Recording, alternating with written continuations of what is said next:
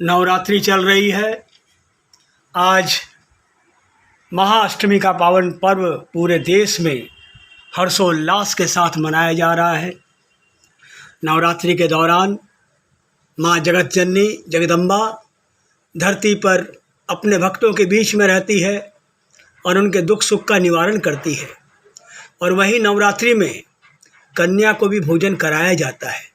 मान्यता के मुताबिक सनातन धर्म में नवरात्रि में कन्या को भोजन कराना देवी माँ के समान होता है।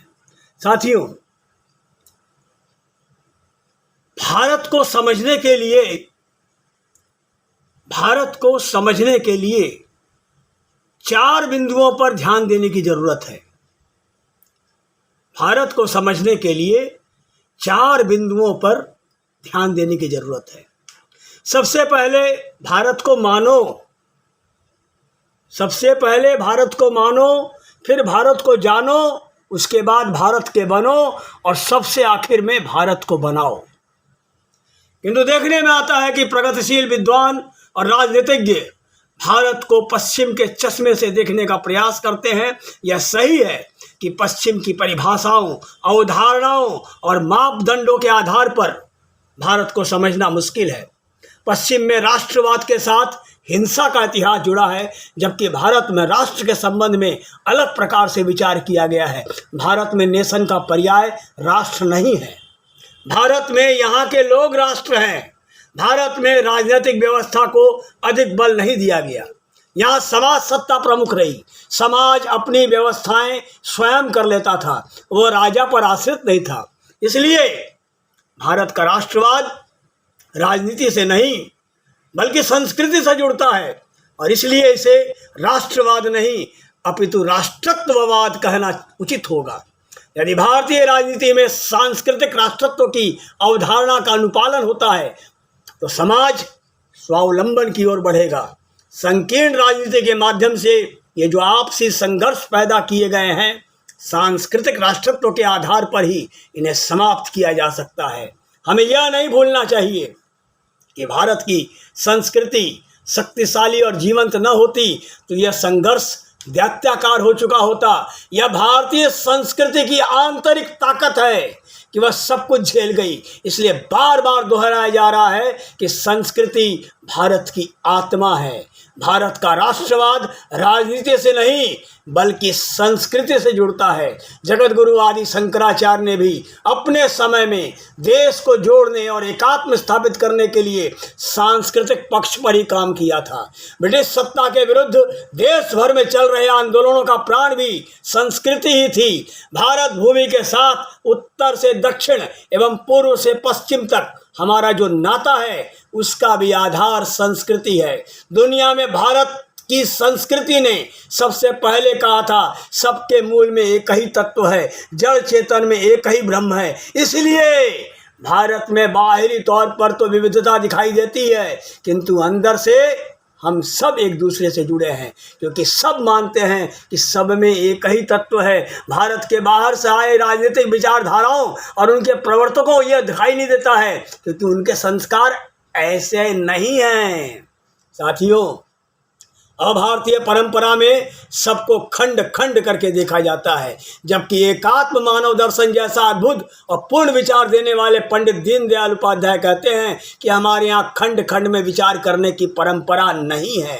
खंड खंड में विचार करने से पूर्णतः साक्षात्कार नहीं हो पाता है। साम्यवाद में जो संघर्ष की थ्योरी है वह भारत में इसलिए असफल हो गई क्योंकि वह व्यक्ति, समाज, सामाजिक और राजनीतिक व्यवस्थाओं को बांट के देखती है। सामान्य सा सिद्धांत है कि किसी भी प्रकार के संघर्ष के लिए कम से कम 2 सत्ताओं की आवश्यकता होती है, जबकि भारत में भले ही हमें व्यवहार में भिन्नता दिखाई देती है लेकिन सब कुछ एक ही है, एक ही सत्ता के अंश हैं। इसलिए यहाँ संघर्ष नहीं, यहाँ समन्वय है। अब फिर भी सवाल उठता है कि सब एक हैं तब हमें भारत भूमि पर संघर्ष क्यों दिखाई देता है? संघर्ष से कुछ कारण तो ऊपर आ चुके हैं। सब एक है इसलिए संघर्ष नहीं होना चाहिए, यह सही है, किंतु संघर्ष न हो इस हेतु कुछ नियम बने जिनसे इन दिखने वाली विविध सत्ताओं में पारस्परिक समन्वय होता है। हम उन नियमों से हट गए हैं, इसलिए कुछ संघर्ष आज दिखाई दे रहे हैं। यह स्थायी संघर्ष नहीं है,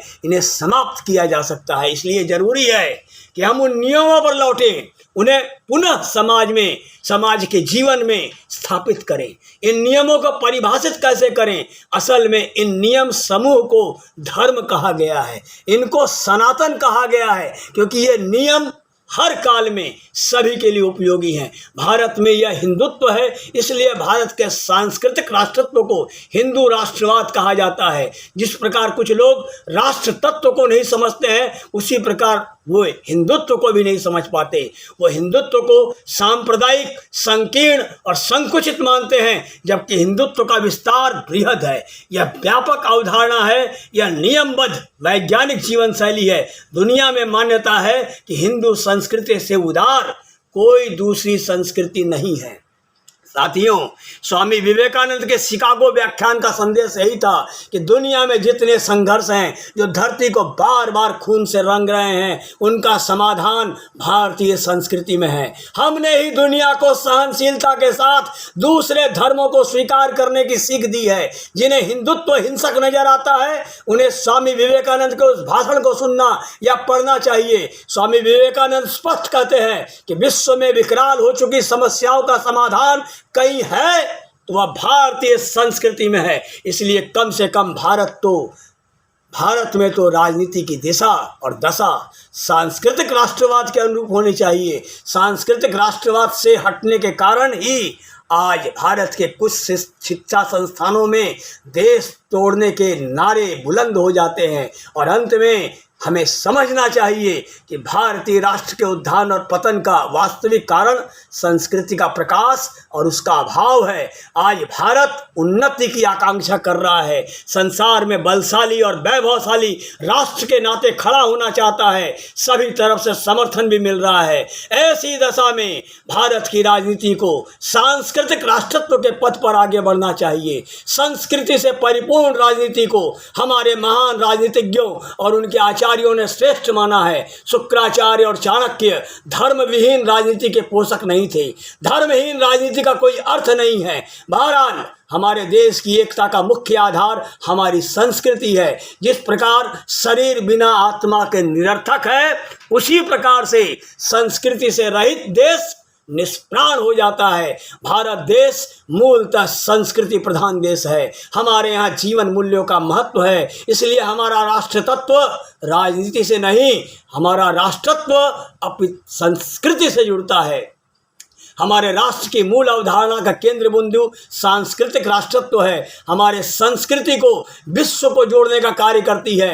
भारतीय आत्मा की सृजनात्मक अभिव्यक्ति सबसे पहले दर्शन, धर्म और संस्कृति के क्षेत्र में हुई। भारत को भारत माता कहना हमारे सांस्कृतिक राष्ट्रत्व के संस्कार को दिखाता है। साथियों, हमारे सांस्कृतिक राष्ट्रत्व की ये देन है कि वो अपने देश में पत्थर, नदियाँ, पहाड़, पेड़, पौधे, पक्षी और सांस्कृतिक पोषक को सदैव पूजते हैं। हमारी उदारता, हमारी संवेदनशीलता, हमारी मानवता के साथ सहिष्णुता का मूल कारण हमारी सांस्कृतिक विरासत है। वर्तमान चुनौतियों को देखते हुए और गौरवमयी भविष्य के लिए भारत और भारतीयता के हित में आज की राजनीति के केंद्र में सांस्कृतिक राष्ट्रत्व को की आवश्यकता है। पंडित दीनदयाल उपाध्याय ने कहा है कि आज की प्रमुख आवश्यकता है कि एक संस्कृतिवादियों के साथ पूर्ण सहयोग किया जाए, तभी हम गौरव और वैभव से खड़े हो सकेंगे और राष्ट्र विघटन की भावी दुर्घटनाओं को रोकने में कामयाब हो सकेंगे।